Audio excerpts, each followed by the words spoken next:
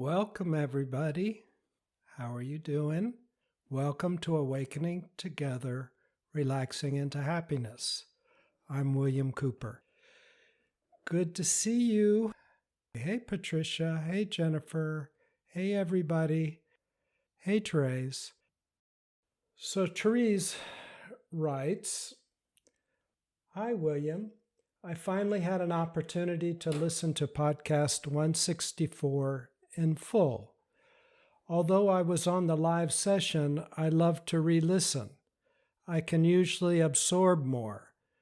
I especially paid intent attention when you talked about your thoughts on death and consciousness after this lifetime. It brought me much needed comfort and deep peace. It's what I believe as well. I keep imagining my sweet stepdaughter moving forward in her journey wherever her soul is now. Tomorrow would have been her 25th birthday.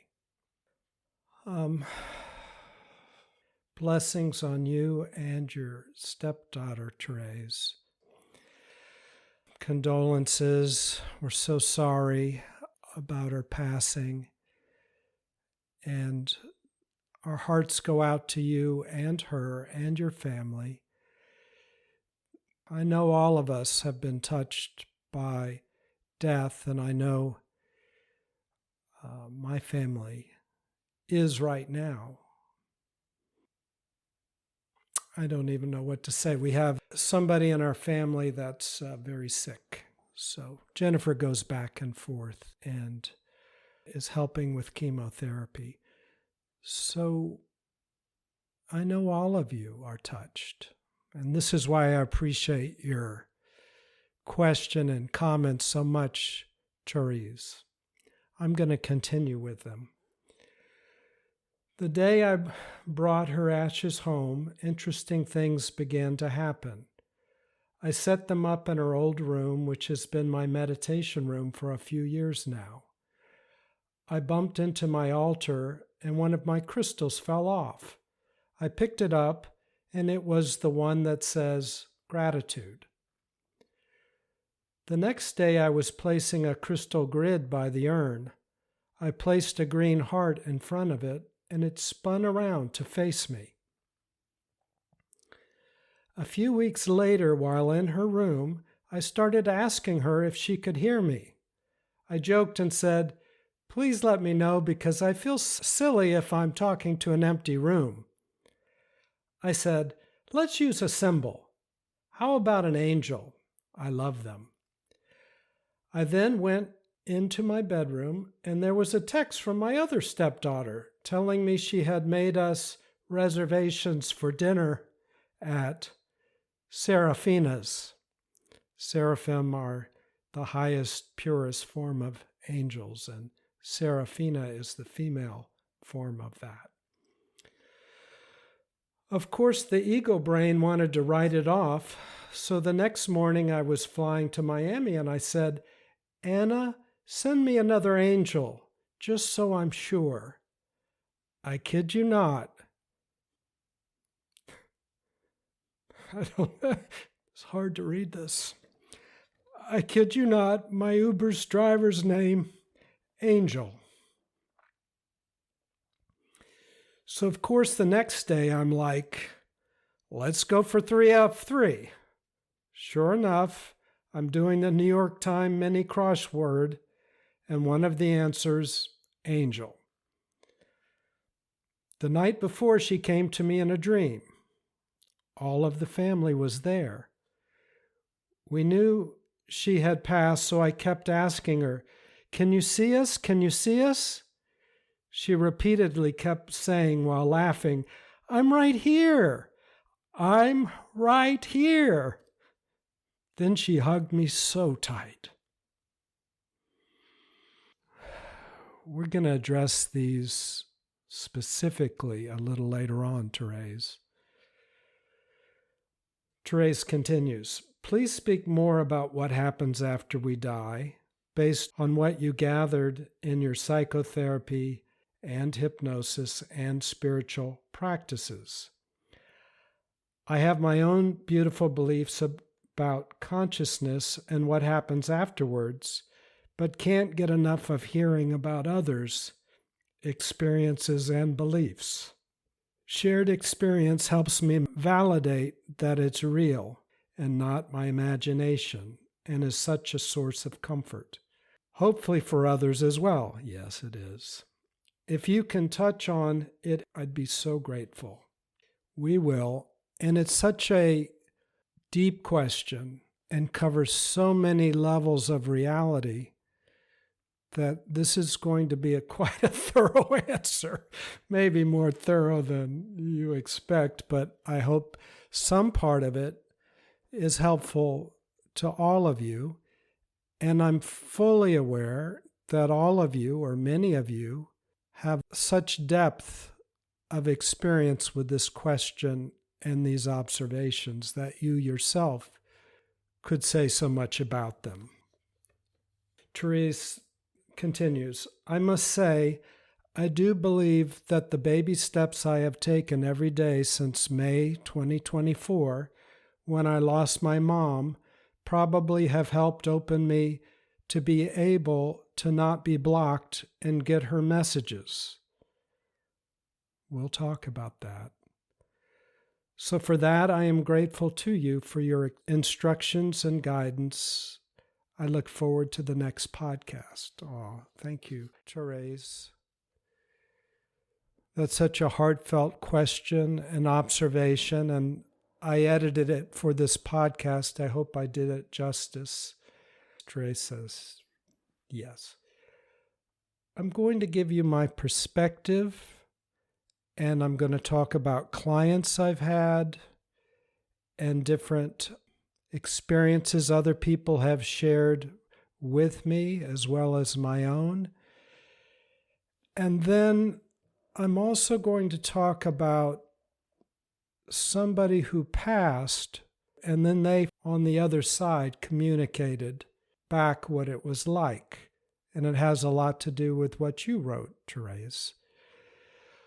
Also, I had a friend who died 4 or 5 times, and he came back each time. So he explained what that experience was like. I'll talk about that. So we're going to cover it in a lot of different ways. Where I'd like to start, though, is with awakening, because these podcasts are about awakening. And all 164 that you referred to, Therese, are step-by-step processes on how to be clear, how to awake. Awake to what? Awake to yourself, to be yourself. What is awakening? It's you without your problems. It's you without your blockages. It's you being clear. That's what awakening is. Often we're very separated from ourselves, and the degree of separation is indicated by the amount of suffering and pain that we have inside.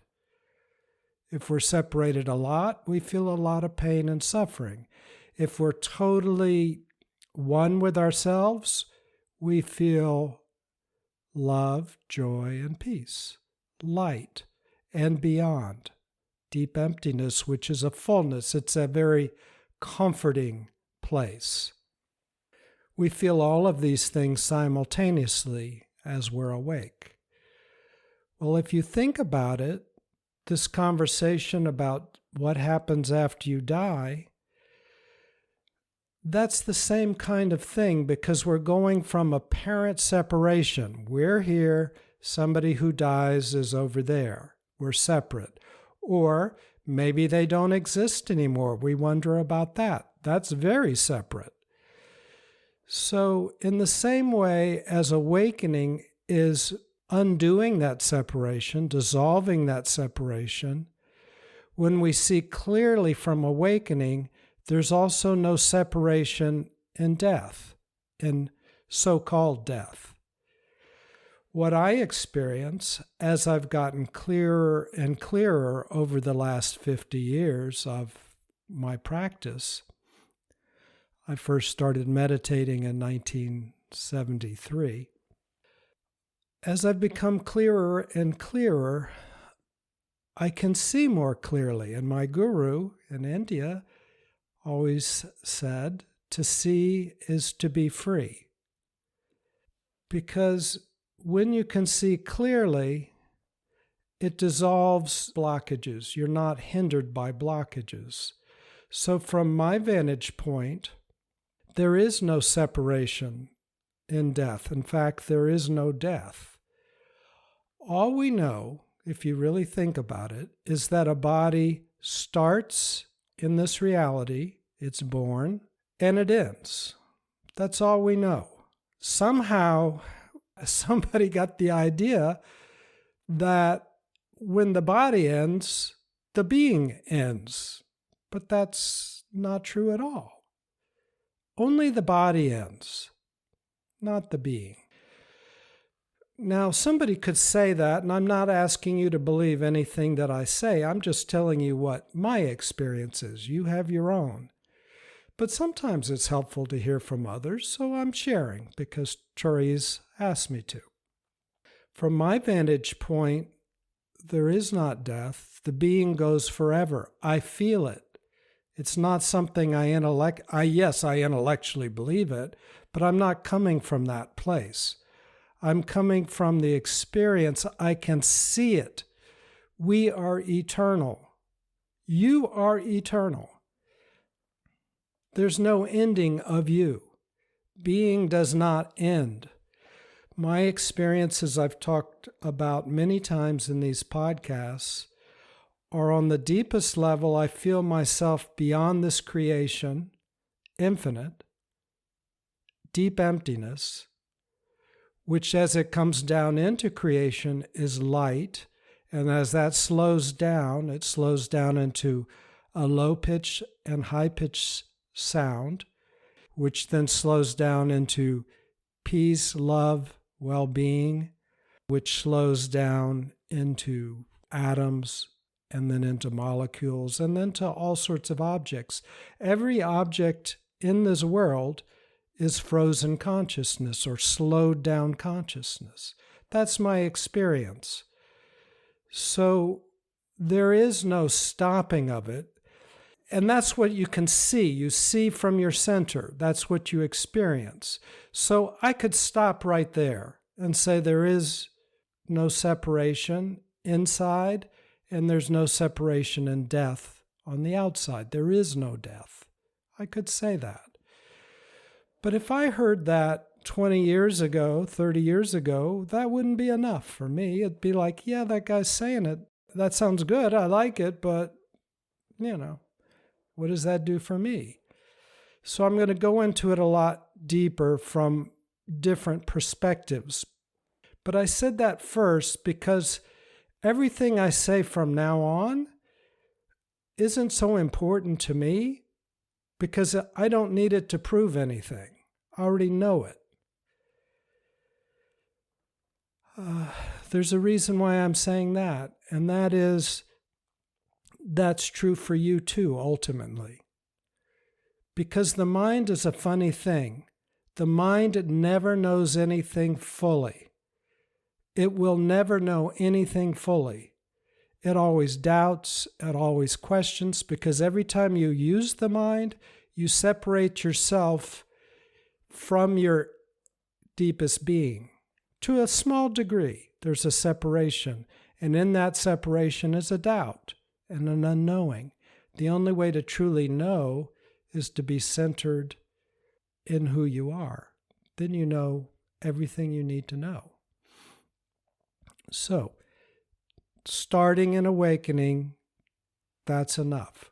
However, let's go on to the next step. I said that one of the levels that I experience myself on, and I understand many of you also experience yourself in these ways, but if you want to go on into science, the first law of thermodynamics talks about energy, and that's one of the ways that I experience myself as energy. You probably do too. But it says that energy cannot be created or destroyed. It's there because it's consciousness. It can only be transformed into a different form, but it can never be created or destroyed. That's the first law of thermodynamics. That's just a law of physics. It's a funny thing. René Descartes lived in the 1600s, and he was doing a good thing. You remember his quote, probably, "I think, therefore I am." And he was the father of modern rationalism, which has influenced us greatly in our culture. I think, therefore I am. But he made an error in that statement. You don't need the word think. That's an action. All you need is I am, therefore I am.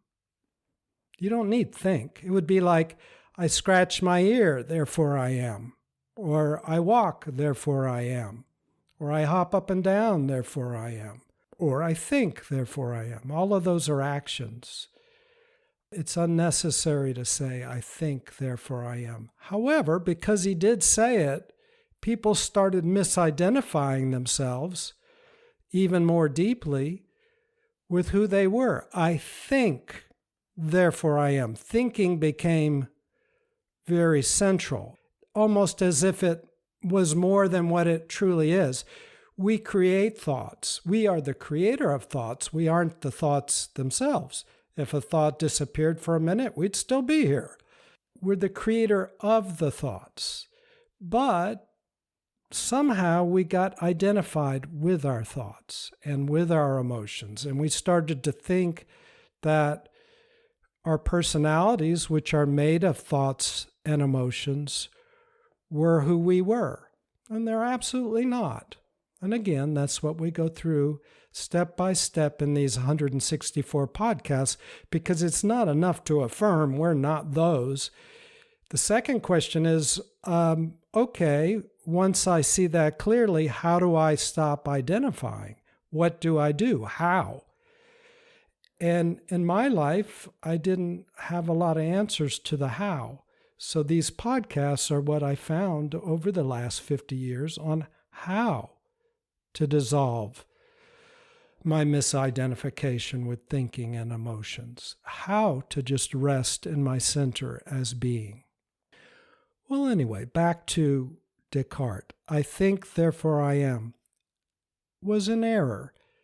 I am, therefore I am. And it's interesting that when Moses asks God in Exodus 3, who are you? What's your name? God said, I am that I am, or I am who I am. Pretty much the same thing. I am, therefore I am. That's who you are. Simple as that. Because of this misidentification into thoughts, I think that might have had something to do with how we misidentified with other objects, like bodies. Like when the body dies, then people die? No. That beings die? No, being never dies. I think it was somehow associated with something like that. Now, funny enough, all the religions, take Christianity. One of the most central themes of Christianity is you don't die.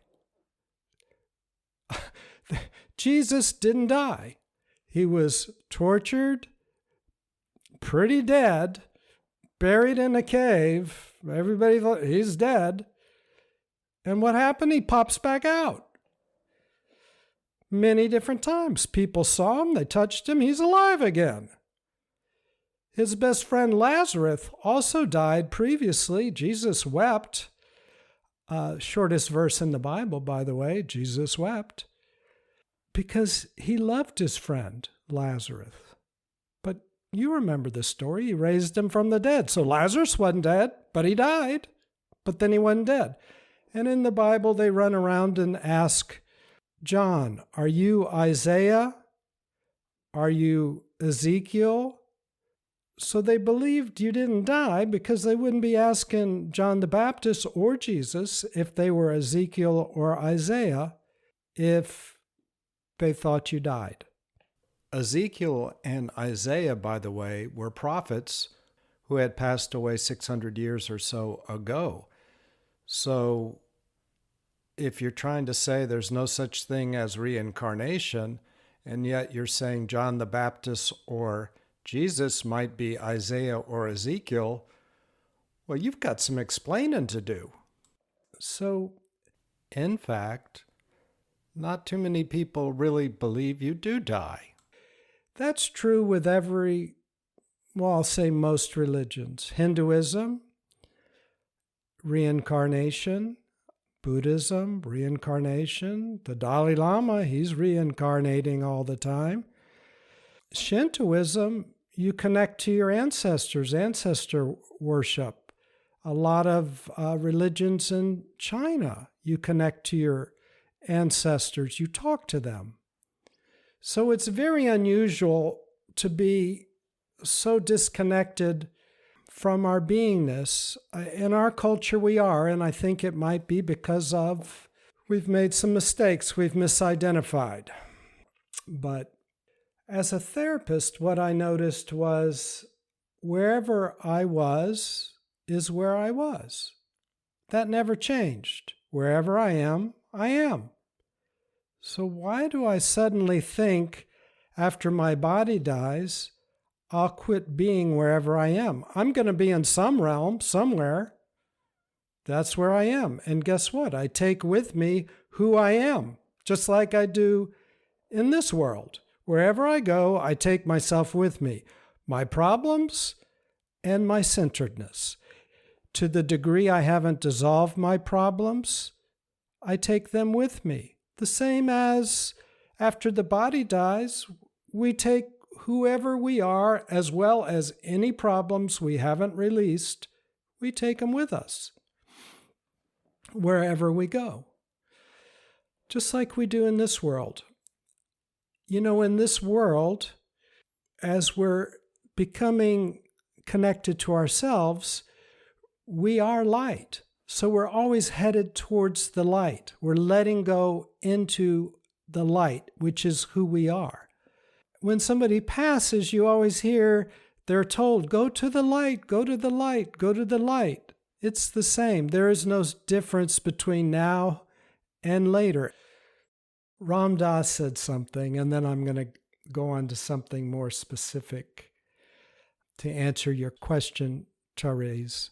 But Ram Dass spent some time talking to a channel, a manual, and he found it very helpful to him after he'd been to India and after he had been with his guru, Neem Karoli Baba, and he was always connected to Neem Karoli Baba in his entire life. But he started talking to this channel, Emmanuel, and as you probably know, Ram Dass worked a lot with death and dying, and he asked Emmanuel about it, this entity. Do you have any message about death and dying? And Emmanuel said, tell them that dying is perfectly safe. I just think that's so funny and so true. Let's talk about it a little bit more in a different way. So I lived in Austin for 30 years, and sometime around 1993, I was working with a man who lived in San Antonio, and at the end of our work together, I was surprised, but he handed me this channeled material. And he said, I'm a deacon in a big Baptist church in San Antonio. There's not a whole lot I can do with this. My mother-in-law's hand started twitching in the middle of the night, and she, being a good church lady, was completely freaked out about it and didn't know what to do because she felt like writing. So she got a piece of paper and put a pen in her hand, and her hand started moving. And this is a copy of some of the early movements. You just see the scribbling. And then it starts turning into words, which really was starting to freak her out. And then it got definitely into words, which totally freaked her out. And what was happening was her husband, Guy, who died in 1969, started communicating with her in 1972. And he started moving her hand and telling her what it was like to be where he was. Now, being a good church lady, that was scary.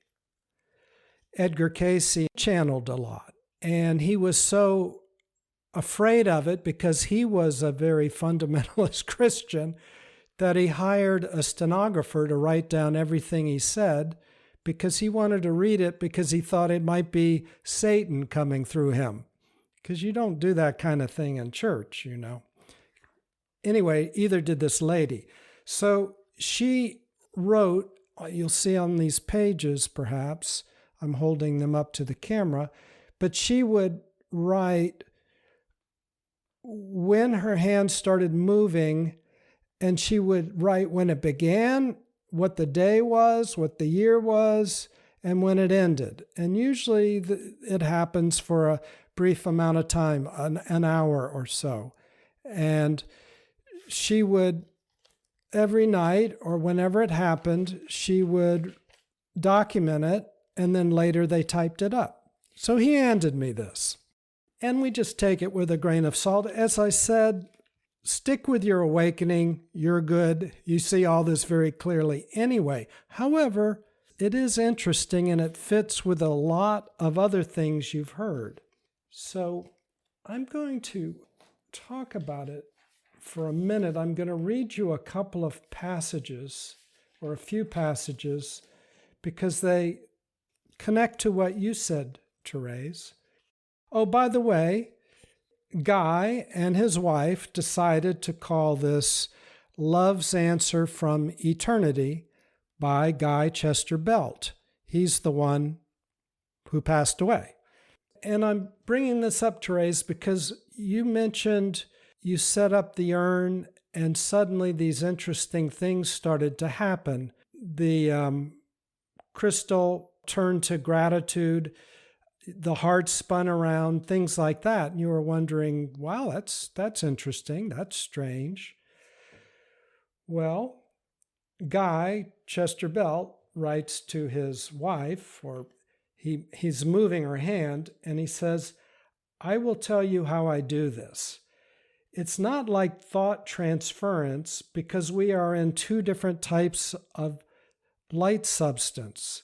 Yours is dense, ours isn't. I have to come to your plane of being to see you, but ordinarily I couldn't impress you that I was there because of the density. Somehow I'm helped to densify myself so I'm able to be like half spirit and half physical for a short time to write through you. It was hard to impress you, that is to move her hand. It was hard to impress you I was there, but once you knew, it wasn't such hard work. You are very good to work with now, though. Let's continue on. So your stepdaughter very well could have been moving those crystals. Then you mentioned that she communicated to you in a dream, Therese. And he says, be still and attune yourself to me. I can talk to you mentally now, which I will do. Also, you know, we spend our nights together here learning and helping others while they sleep. By the way, he did say it was helpful for her to stop, and he actually used the word meditate for a minimum of 15 minutes a day to quiet her mind so that he could communicate. He said her mind was too active. So, Therese, you had that dream of your stepdaughter saying, I'm here, I'm right here, I'm right here. That's how somebody on the other side communicates. He goes on to say, let me write how we here feel about always being relegated to the ranks of the dead.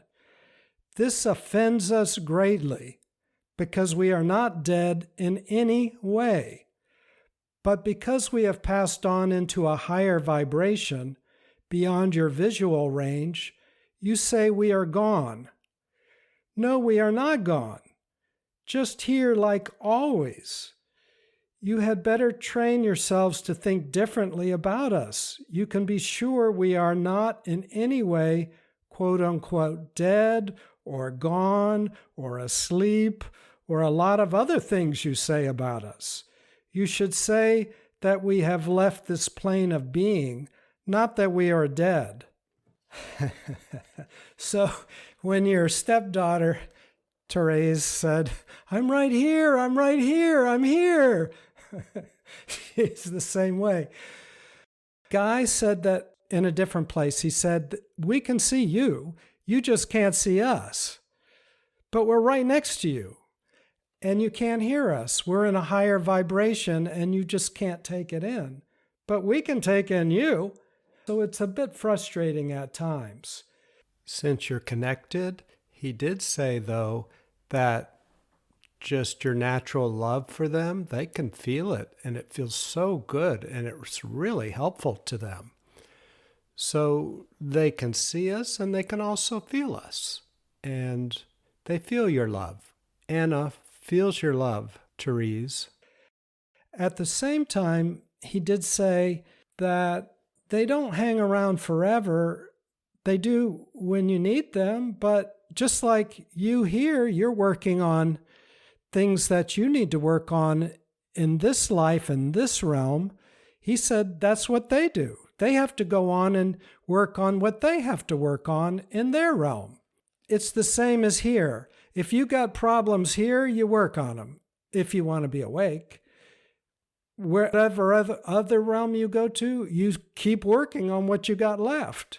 So they go back and forth, but they keep working on their stuff. He says, eternal life is one truth you better learn there, here on earth. You can't believe all the poor souls in confusion here. Not believing they exist eternally, they are shocked to be alive, though their bodies are dead. Years can be wasted just for the lack of this great truth. A lot of times he says that they're wandering around because they don't quite understand they're not dead, but in another realm. They think they're still in this realm. He goes on to say, let me tell you how we send new souls here to the hospital, you'd say. It is a large building called the Place of Rest. The new arrivals who were sick a very long time, who needed a period of adjustment, go there. They sleep a while, and they are attended by older souls who console them when they eventually wake up, and who then teach them about their new world. We also have rescue teams. They attend to those who arrive here through accident or sudden death of some kind.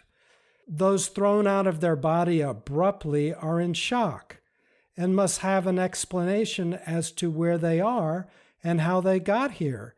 It's hard for them to believe that they are quote-unquote dead when they feel so alive. It is very confusing for them unless they know something about our life before they come here. And I'll read you a couple more things and then we'll move on. He says, help me tell how it is here. It is so beautiful, like Earth, but 1,000 times more lovely. Colors are so vibrant and living. They are like love. Love is living. And then one last one. He says, it is hard to tell you about my here because it's lovelier than words can describe. Trees, flowers, grass, birds. So tremendous, earth can't compare to this for beauty. Goes on to say, I wish now I had learned more there. It's harder to unlearn on this plane. Where he is now, it's harder to let go of your hurts and troubles over there. So this plane, as difficult as it is, that's the point. Earth is difficult, but that's good because we can get our hands on our problems and let them go. In other realms, it's much harder, and I've heard that before. He says, once you accept something as a truth and it isn't, it is rooted in your consciousness so deeply, it is very difficult to pull up. It's easier to adjust and change your thinking there before you get here. So we're in a good place, as difficult as it is. He goes on to say one more thing on this page. Now we shall see how we should be careful not to say or do anything to hurt another. If we do, our soul records this hurt, and we have to suffer a like hurt because we feel what we do. We hurt until we realize hurting is bad and hastens to make amends if possible. He said, I'll paraphrase, he said, if you take it to heart and change, and you're truly sorry, even if you've done hurtful things, and you change, or if somebody's done something hurtful to you and you forgive them, then you don't have to complete your karma. The karma is completed in the forgiveness and in the repentance or the taking it to heart if you're the one that does difficult things to others. He said, ask your deepest being for forgiveness or express sorrow. And once you're connected to your deeper self, you let go and your past karma. So that's what everybody experiences in awakening too. He actually uses the word Father because that's his background and what he feels comfortable with. You can use deepest being or God or Father or light or whatever resonates with you. When we rest in the light that we are and beyond, everything else that's tension, hurt, trouble, we let it go because it's not who we are. And in that letting go, if you want to say, we're reborn.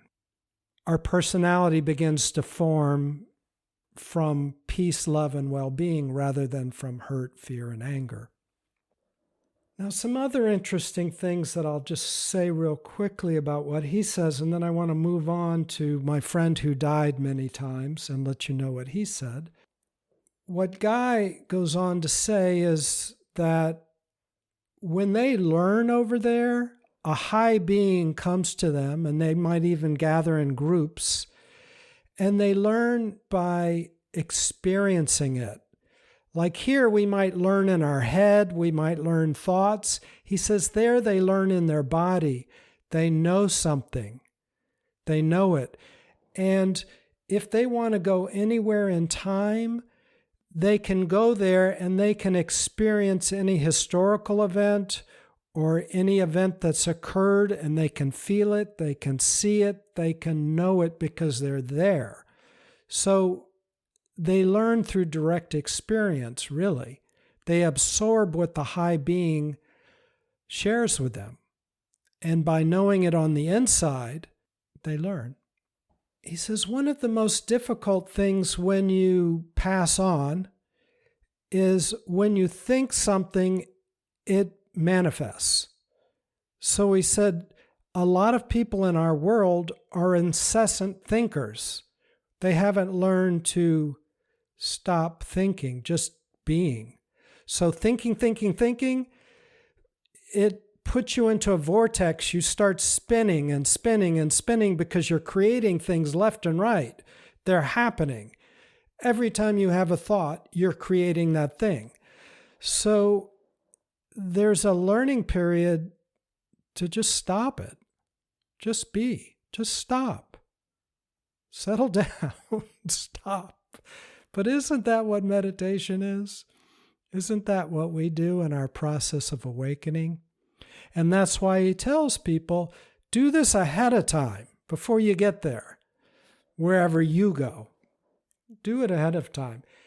He said it's also interesting because there's no such thing as time, so there's no rush. There's no sleeping. You don't get tired. You don't need food, but you have spirit bodies. And he said, At least he does in his realm. Eternity's so big, I'm not sure about all the ins and outs, but I'm just letting you know what he says. He was joking with his wife. He passed on when I think he was around 82 or 86 or something like that. He was sort of bragging to his wife. He said, I'm 49 here. I'm at the prime of my body, because his spiritual body, which looks like his body here, except it's healthy and young and at its peak. So he can express himself through his physical body on a spiritual level, which is quite different than our dense bodies here, but he's in a healthy place. He says clothes are created by thought, because you can manifest things whatever you think. You just think what kind of clothes you want and you've got them on. He said even though they don't need to eat, sometimes they do anyway, just for social reasons. They gather together and in that way. Okay, so my friend who died, Joe, when I went to India, I came back and the power of my guru came through me extremely powerfully, and people would come every week and they would experience this power and energy. So it was quite a thing in Austin for a long, long time.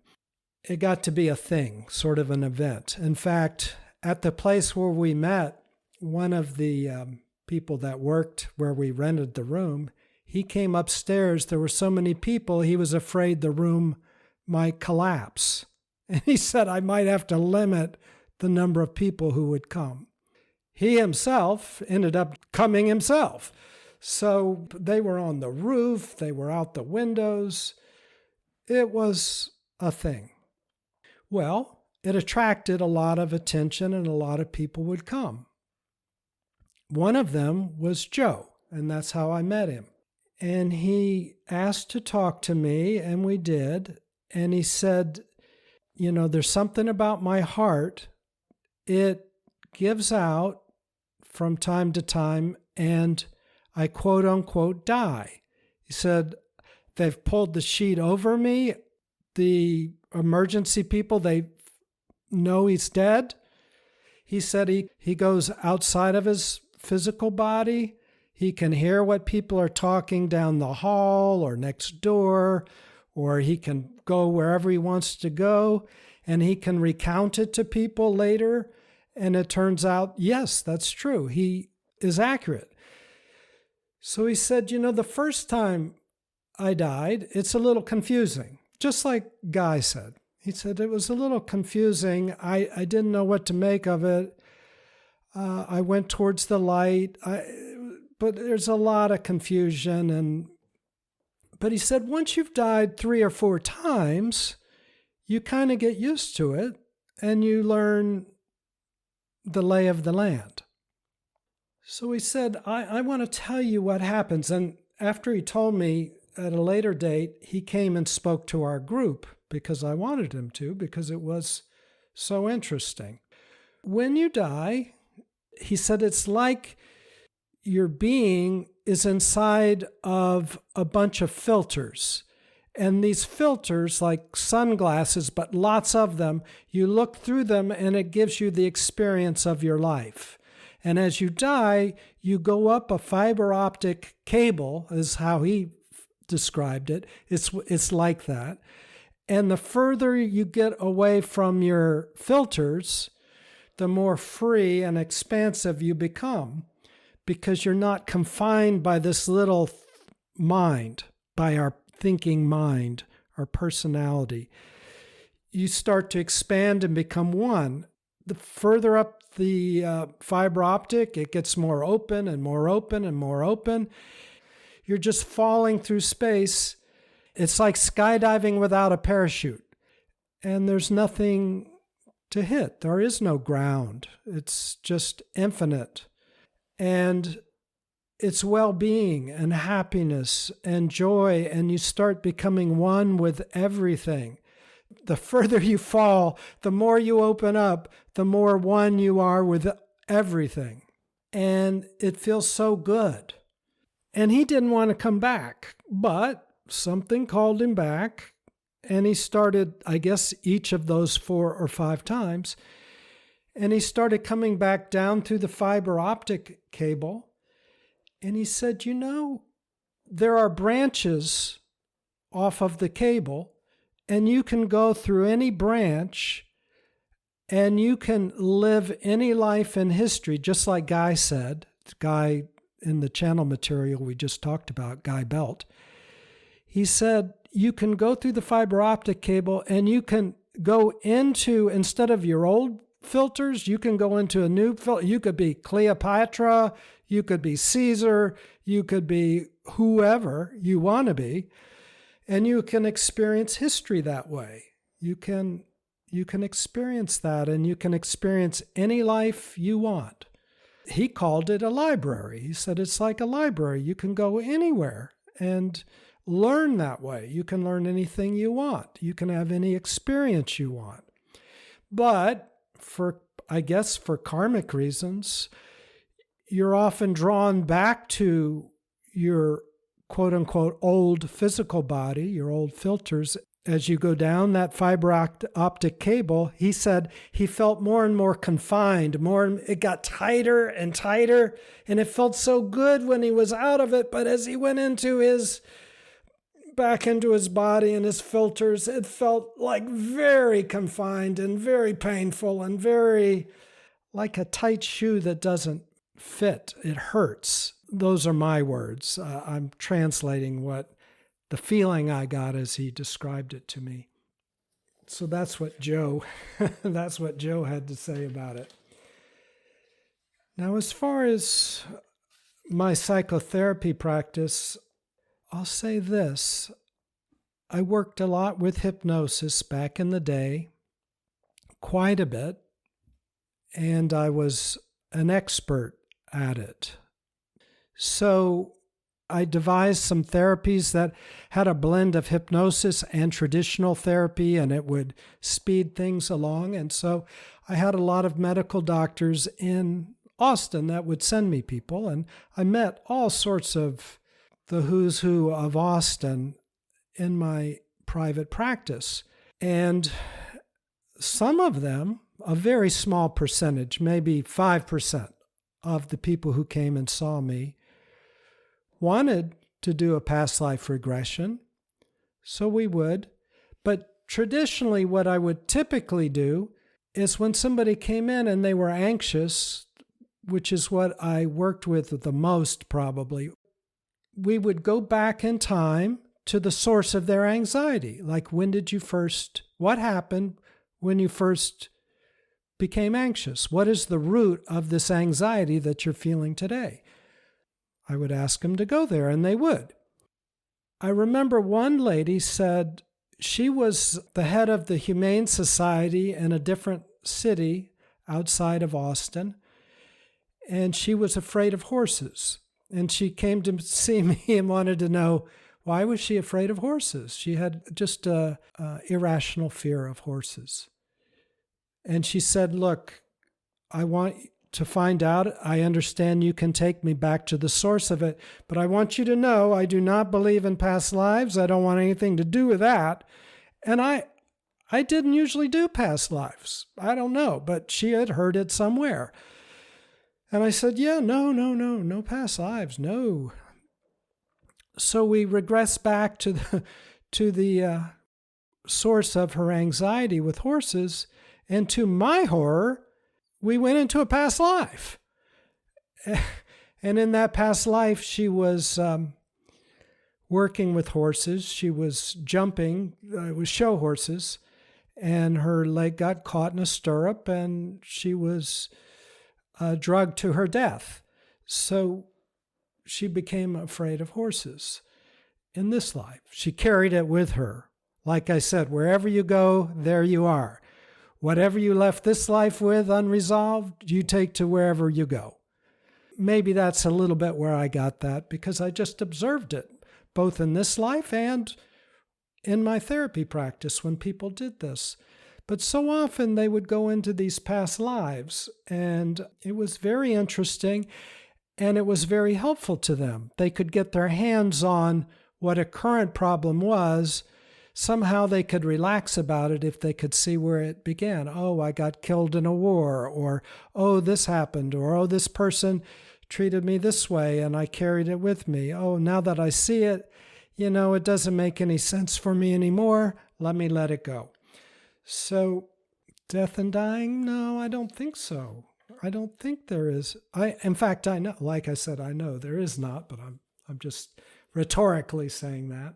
I like what Voltaire said. He said, "It's not more surprising to be born twice as once. All of nature is a resurrection." And you think about it, yeah, isn't it kind of odd to be born once? Why isn't anybody, born once? Okay.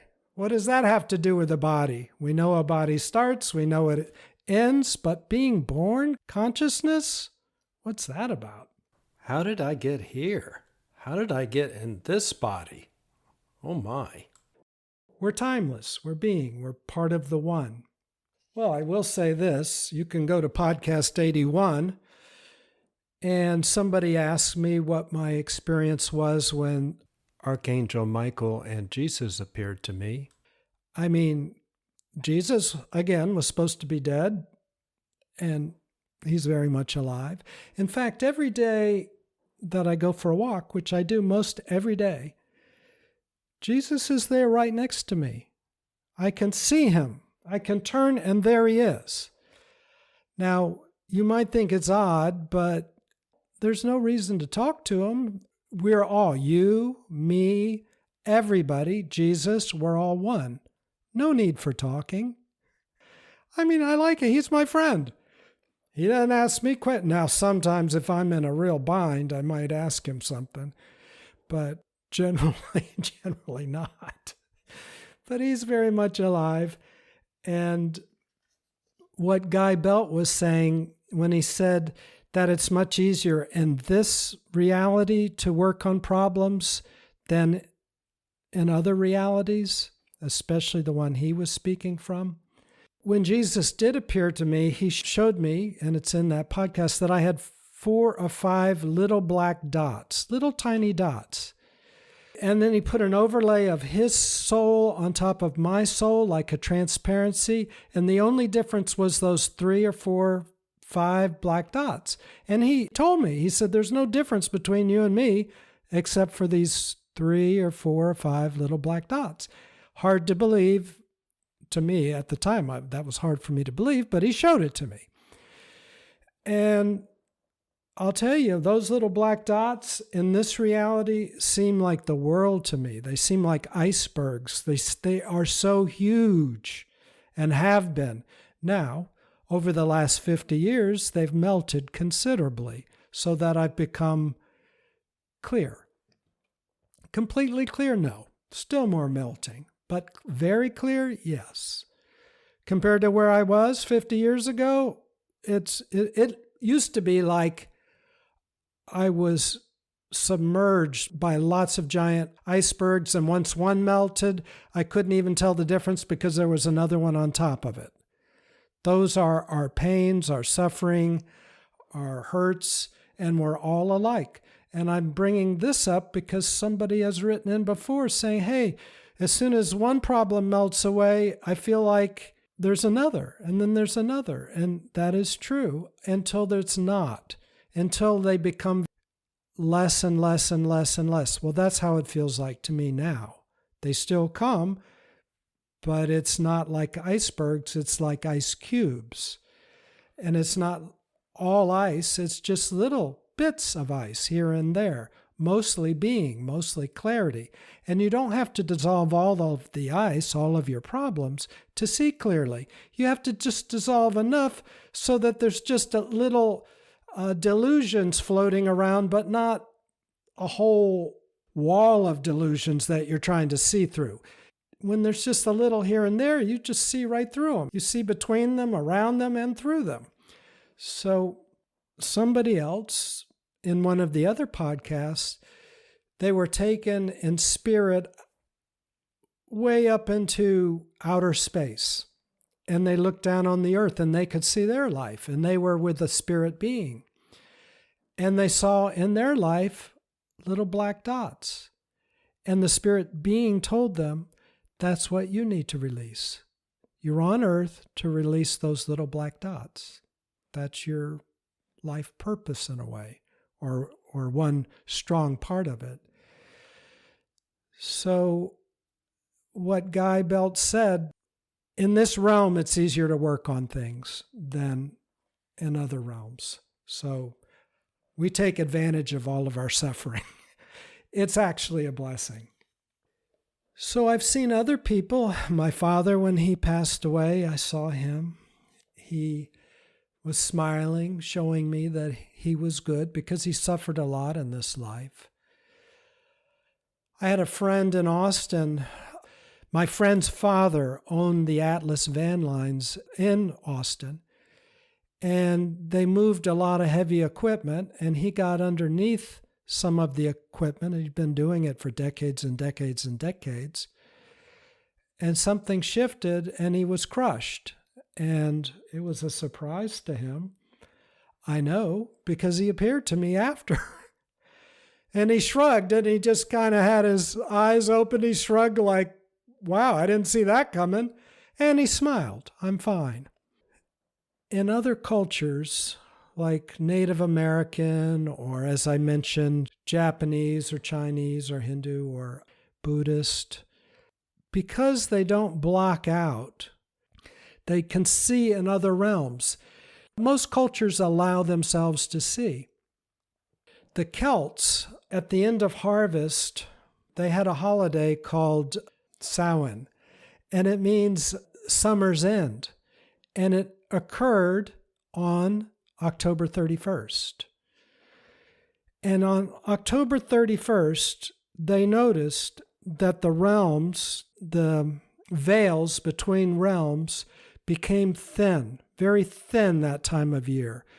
And the clear Celts could see through those realms, and they could see beings in the other realms, like Guy Belt or whoever else has passed on. They could see them.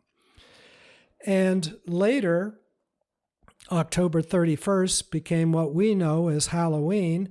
And because they could see other realms, Halloween got imbued with skeletons and spirits and things like that we put in our front yard. I was born on Halloween, so I like that. I like to be able to see in other realms. Later, that date was co-opted by the Catholic Church, and it, on November 1st, was All Saints' Day, and Halloween was Hallowed Eve, right before All Saints' Day, and the saints had also passed on, so they often, in these spiritual traditions, they take the best of what they are taking over and they put them together so that the local people feel comfortable. And so it's also about deep spirituality. So in my private practice, I saw a lady named Mary, or I'll call her Mary. And I'll just mention this one. She was in my office in Austin, and just like all the other people I saw, she had some issues that she wanted to resolve. And I just had her close her eyes and let go. And I was talking to her. I was just coaching her through it, counting from 10 back down to 0. You've let everything go. And I can't quite remember. This was 20, 30 years ago, but something along those lines. But what I do remember is as I was talking to her, suddenly she corrected me and she said, no, the words you're using imply boundaries, and there's no such thing as boundaries. That's a human concept, or that's a concept of the mind. Well, she became so clear because she dropped her personality and only was speaking from being. And it was exquisitely clear. I really had to I saw her for a long time, and I had to bite my tongue from asking her personal questions that I was curious about. She was so clear.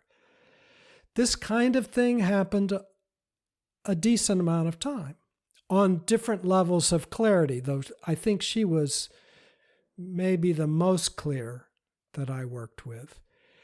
And where she was, there was not this kind of misguided idea of death and life and ending and starting. It's all one. It's all one. It never stops. Eternity never stops. We are just one slice of eternity right now. And it's a bit presumptuous of us because we're here and we're so important that when our body stops, that suddenly it stops or our being stops. Like, what's that about? How do we even get ourselves in that kind of arrogant mindset? It's misguided. And it's because everybody thinks that way. We all do it. It's just like, well, it's what I was taught. It's what everybody thinks. Everybody's talking about it. They're all saying we died. But no, the body dies. So I want to make that very, very clear distinction. In awakening, the being is eternal. So this podcast is a little bit different than other ones because I'm talking about a lot of external things, and all the other podcasts, the other 164, pretty much are all internal. How to let go, how to see clearly, how to be awake.